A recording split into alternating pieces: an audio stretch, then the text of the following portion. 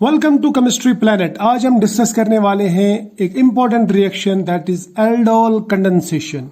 इस रिएक्शन का हम मैकेनिज्म भी डिस्कस करेंगे, कुछ एग्जांपल्स डिस्कस करेंगे और इसकी एप्लीकेशंस भी देखेंगे।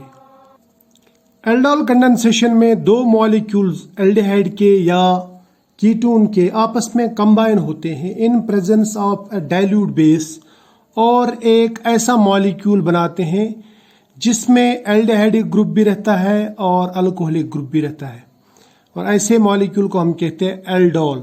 या मैं सिंपली बोल सकता हूँ यहाँ पे बीटा हाइड्रोक्सी एल्डिहाइड या बीटा हाइड्रोक्सी कीटोन बनता है। अब अगर इस रिएक्शन को समझना है तो हमें एक एग्जाम्पल लेनी पड़ेगी। तो मैं यहाँ पे एक एग्जाम्पल बनाता हूँ। यहाँ पे है, देख लीजिए, एस्टल्डिहाइड यानी CH3CHO, ये भी है एस्टल्डिहाइड CH3CHO।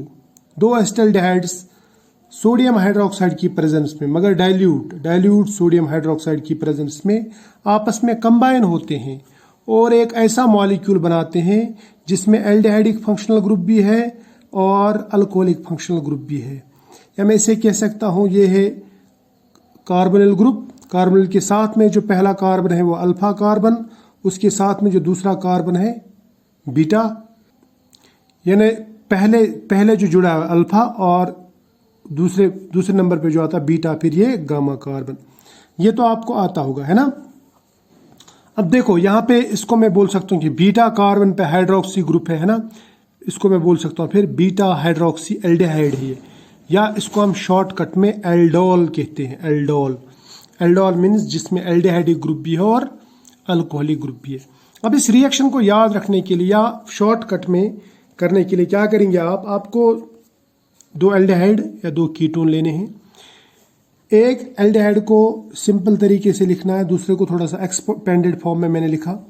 तो क्या करना है, यहाँ पे ये हाइड्रोजन उठा के इस ऑक्सीजन पे रख देना और इन दो कार्बन को आपस में जोड़ देना, तो ये मॉलिक्यूल बन जाएगा ऐसा। बहुत ही सिंपल है, ठीक।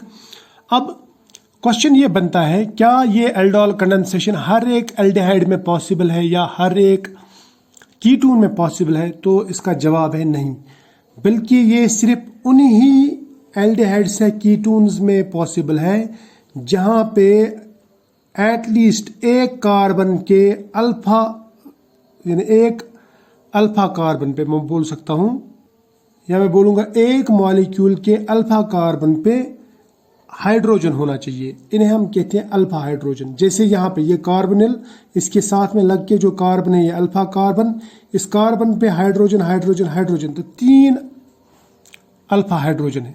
तो एटलीस्ट एक मॉलिक्यूल ऐसा होना चाहिए जिसके ऊपर अल्फा हाइड्रोजन हो, वहां पे ये रिएक्शन पॉसिबल है। या मैं कह सकता हूं कि इसकी जो प्राइमरी कंडीशन वो ये है कि एल्डिहाइड या कीटोन पे अल्फा हाइड्रोजन होना चाहिए, ये बात याद रखना।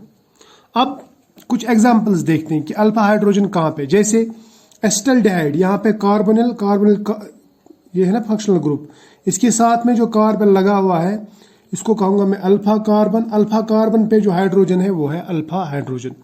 या आप इसको ऐसे भी लिख सकते हैं, ये कार्बोनिल ग्रुप है, इसके साथ में कार्बन, ये वाला कार्बन, ठीक। तो ये अल्फा कार्बन और अल्फा कार्बन पे जितने भी हाइड्रोजन है वो है अल्फा हाइड्रोजन। इस तरह से यहाँ पे एसीटोन है, तो एसीटोन में भी दोनों तरफ अल्फा हाइड्रोजन है, तो ये भी एल्डोल कंडेंसेशन दिखा सकता है। यहाँ पे देखो, ये जो है ना ये एल्डिहाइड, इसमें इस तरफ कोई अल्फा हाइड्रोजन तो नहीं है, लेकिन इसके साथ में जो यहाँ पे लग के कार्बन है अल्फा कार्बन, इस कार्बन पे जो भी हाइड्रोजन है that will be called as alpha hydrogen. अब अगर इस अल्फा के साथ में जो फर्दर जुड़ा हुआ है इसको हम कहेंगे बीटा कार्बन, तो इन हाइड्रोजन को कहेंगे बीटा हाइड्रोजन। बीटा हाइड्रोजन नहीं चाहिए, हमें चाहिए अल्फा हाइड्रोजन।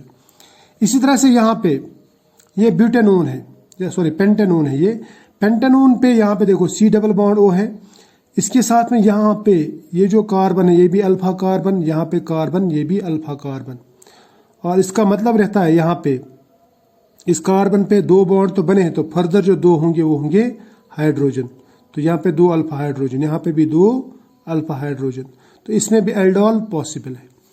लेकिन अगर मैं बेंजल्डिहाइड ले लूँ तो यहाँ पे देखो ये है C डबल बॉन्ड O, इसके साथ में जो लग के कार्बन है वो है अल्फा कार्बन। अब इस अल्फा कार्बन पे कोई हाइड्रोजन नहीं है, क्योंकि बेंजीन के हर एक कार्बन पे एक ही हाइड्रोजन रहता है। अब इस पे भी जो हाइड्रोजन था उसके बदले में हमने CHO लगा दिया, इसलिए इस पे कोई फर्दर अल्फा हाइड्रोजन नहीं है। इसी तरह से जो फॉर्मल्डिहाइड है, फॉर्मल्डिहाइड में कार्बोनिल ग्रुप तो है लेकिन अल्फा कार्बन नहीं है। जब अल्फा कार्बन नहीं है तो अल्फा हाइड्रोजन कहाँ से आएंगे। इस तरह से यहाँ पे देखो ये मॉलिक्यूल मैंने बनाया है, ये है कार्बोनिल ग्रुप, इसके साथ में जो लग के कार्बन है ये है अल्फा कार्बन। अब इस अल्फा कार्बन पे देखो कोई डायरेक्ट हाइड्रोजन नहीं है, इस पे CH3 CH3 CH3, so there is no alpha hydrogen, मैं बोलूँगा 0 अल्फा हाइड्रोजन। अब आप इनको बोलेंगे अल्फा, ये अल्फा नहीं ये बीटा है, क्योंकि अल्फा के साथ में जो दूसरा कार्बन है उसको हम बीटा कार्बन कहते हैं। तो बीटा कार्बन पे हाइड्रोजन है लेकिन अल्फा पे नहीं। इस तरह से ये बेंजोफिनोन है, इसमें दोनों तरफ बेंजीन, तो इस पे कोई अल्फा हाइड्रोजन नहीं है। लेकिन अगर मैं ऐसे साइक्लोहेक्सेन डेरिवेटिव बना दूं, यानी साइक्लोहेक्सेन लगा दूं इन फिनाइल, साइक्लोहेक्साइल ग्रुप्स लगा दूं इन फिनाइल ग्रुप्स के बदले में, तो यहाँ पे भी अल्फा हाइड्रोजन होगा, यहाँ पे भी अल्फा हाइड्रोजन होगा। ये बात याद रखना, ठीक है। अब हम इसका मैकेनिज्म देखेंगे। अब एल्डोल कंडेंसेशन का मैकेनिज्म डिस्कस करने के लिए एक एग्जांपल लेते हैं। पहले मान लीजिए दो एसिटाल्डिहाइड से, एक एसिटाल्डिहाइड दूसरा एसिटाल्डिहाइड। एक एसिटाल्डिहाइड का यहाँ से हाइड्रोजन उठ के यहाँ पे जाएगा और इन दो कार्बन के बीच में बॉन्ड बनेगा।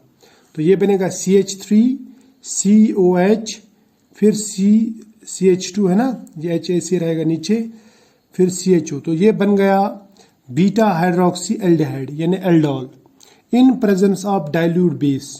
अब इसका जो मैकेनिज्म है यानी स्टेप वाइज डिस्क्रिप्शन है वो हम देखेंगे, यानी स्टेप वाइज ये होता कैसे। देखो होता क्या है, बेस जो रहता है, बेस यानी OH नेगेटिव, NaOH से जो OH नेगेटिव निकलता है, ये OH नेगेटिव अटैक करता है यहाँ पे इस अल्फा हाइड्रोजन पे। ये अल्फा हाइड्रोजन एक्टिव हाइड्रोजन रहता है, क्योंकि ये अगर यहाँ से प्रोटॉन निकल भी जाए, सपोज ये निकाल दिया इसने OH नेगेटिव और यहाँ पे H पॉजिटिव निकल के वाटर बनाते हैं, वाटर, तो पीछे क्या रह जाएगा, पीछे रह जाएगा ये CH2 with this electron pair यानी नेगेटिव चार्ज, और फिर single bond C double bond O, single bond C double bond O।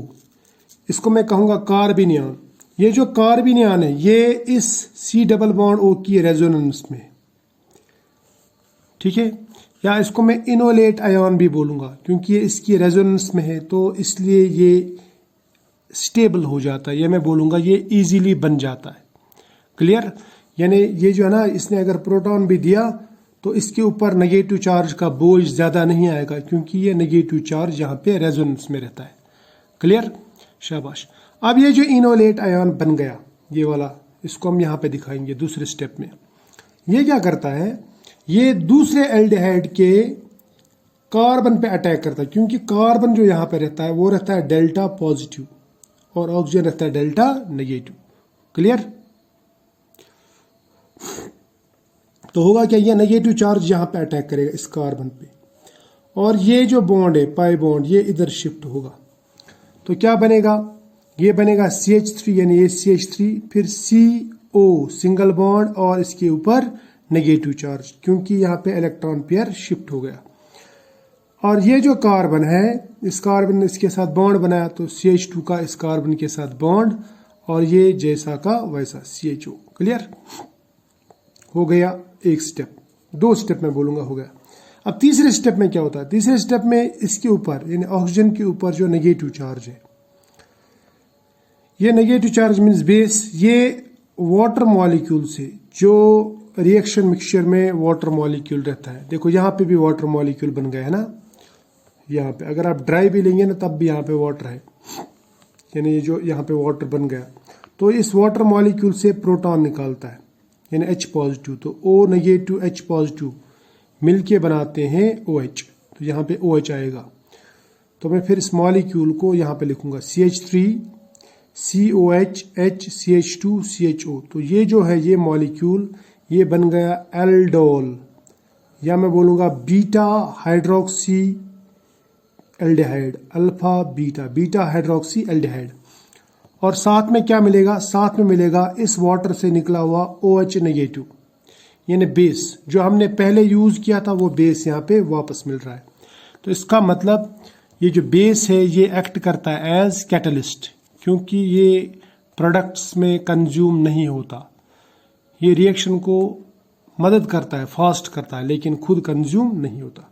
Clear? तो इसको कहूँगा मैं, यहाँ पे ये बन गया एल्डोल प्लस बेस मिल गया वापस, तो base is catalyst, so it is base catalysed reaction. ये हो गई एक बात। दूसरी बात, इस मैकेनिज्म में हर एक स्टेप जो है वो है रिवर्सिबल। तो याद रखना, एल्डोल कंडेंसेशन का हर एक स्टेप जो है वो रिवर्सिबल रहता है। ठीक, अब इस एल्डोल कंडेंसेशन की हम पहले इंपॉर्टेंस देखेंगे, सिंथेटिक इंपॉर्टेंस क्या है। मान लीजिए हमें यहाँ पे ये जो एल्डोल मिल गया, इस एल्डोल को मैं ऐसे भी लिख सकता हूँ, देखो CH3CH, ठीक है, CH लिख दिया मैंने, CHOH, फिर CH2 को मैंने लिखा CHH, चलेगा, कोई बात नहीं। अब देखो इसमें क्या करेंगे, बाकी रह गया ऐसे C डबल बॉन्ड OH। अगर हम इसको हीट करेंगे तो इन प्रेजेंस ऑफ हीट और एसिड की प्रेजेंस में अगर हम इसको हीट करेंगे तो यहाँ से ये निकल जाता है, वाटर मॉलिक्यूल बाहर निकल जाता है, यानी OH नेगेटिव H पॉजिटिव निकल जाता है बाहर। तो माइनस बोलूँगा मैं यहाँ पे H2O हो गया, H2O निकल गया। तो फिर ये जो है, ये कार्बन और ये कार्बन आपस में बॉन्ड बनाते हैं, या मैं बोलूँगा ये इलेक्ट्रॉन पेयर शिफ्ट इधर, ठीक, क्लियर। और ये जो है, या सॉरी, ये इलेक्ट्रॉन पेयर शिफ्ट ऐसे, और ये जो ये ऐसे बाहर निकल जाएगा, इन H पॉजिटिव OH नेगेटिव। तो यहाँ पे बॉन्ड बन गया।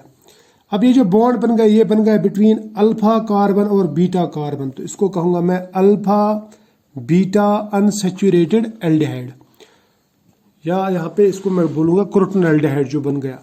तो अल्फा बीटा अनसैचुरेटेड एल्डिहाइड्स बनते हैं। अब कुछ एग्जाम्पल्स करते हैं।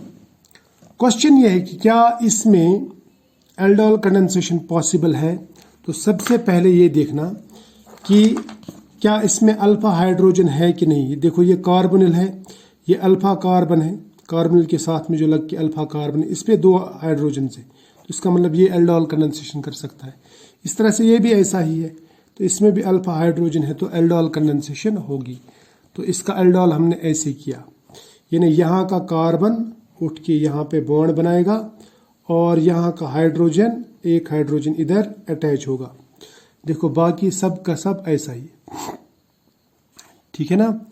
जैसे CH3 फिर COH, ठीक, यहाँ पे फिर ये H यहाँ नीचे लिखेंगे, फिर कार्बन और इस कार्बन का बॉन्ड, ये जो CH3 इसको लटका देंगे ऐसे नीचे, फिर ये CHO, राइट।